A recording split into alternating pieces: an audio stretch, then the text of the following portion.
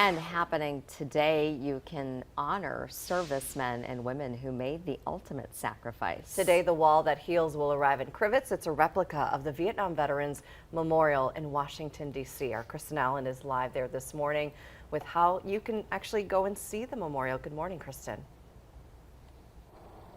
Good morning. The wall that heals will arrive here at the Crivitz Stevenson Area Museum grounds later today. It's going to be escorted by motorcycles and it will travel through downtown Oconto, Coleman, Pound, and downtown Crivitz before arriving here at 5:30 this evening. The wall that heals is a 3/4 replica of the Vietnam Veterans Memorial that is in Washington, D.C. It features the names of 58,281 men and women who died serving our country during the Vietnam War.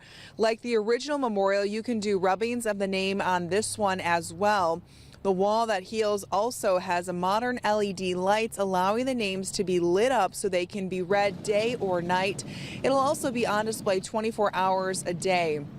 The wall that heals has traveled to 700 communities throughout the country since it was unveiled on Memorial Day back in 1996. And it aims to give thousands of veterans who have been unable to cope with the idea of facing the wall to find the strength to do that right in their own communities and allow that healing process to begin. And while the wall that heals arrives here today, this evening, it won't be officially on display to the public until Thursday, and then it will be on display until June 4th. Again, it is open 24 hours a day and admission is free. Reporting live in Crivitz, Kristen Allen, Action 2 News.